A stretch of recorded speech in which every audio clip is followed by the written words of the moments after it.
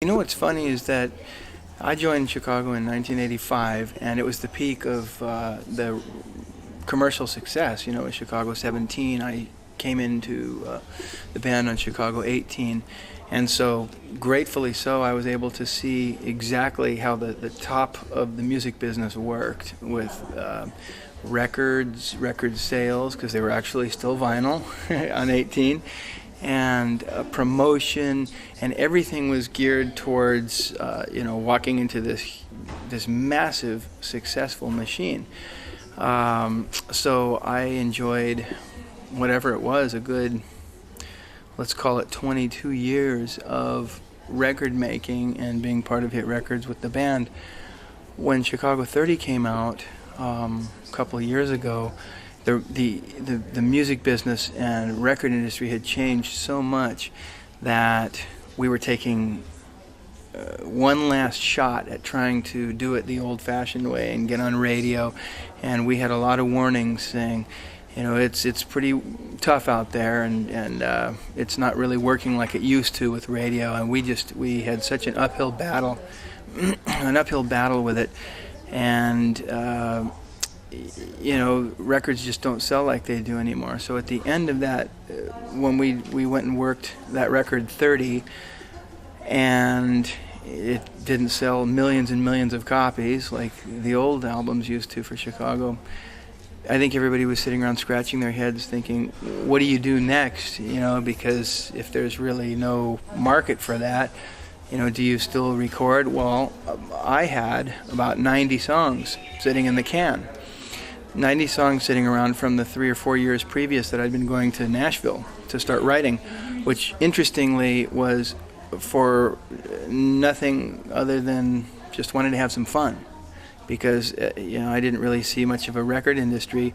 I hooked up with these kids in Rascal Flatts, the country group, and I just went back to Nashville to just have some fun. Wasn't thinking about, I got to make a record, I got to make a Chicago record. We didn't have anything going. And I think that's why that huge productive period happened for me, because I wasn't putting any parameters on it. I wasn't putting any limitations and thinking it's got to be this.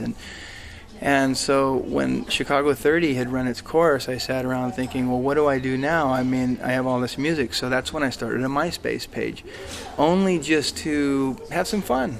I really wasn't thinking in terms of promotion. I wasn't thinking any commercial aspect to it at all. And when I started that page and I started putting a handful of these songs that I had sitting around, the energy started coming back to me immediately. The fans I could see just in the amount of plays that the songs were getting, that all of a sudden I had about 10,000 plays in about 3 weeks. That was motivating for me. I was going, this is fun, and there was no money attached to it. There was nothing about, I got to sell, records. There was this beautiful, pure energy coming from the fan to the artist of encouraging, just going, yes, we like what you're doing.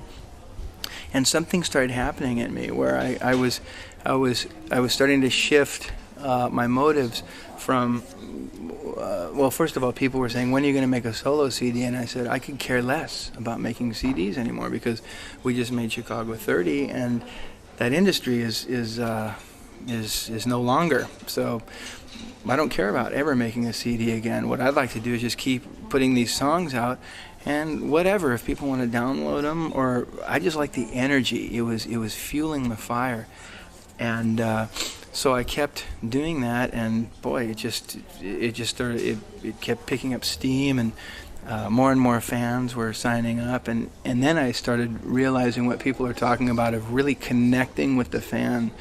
A lot of artists are afraid of that. I love it.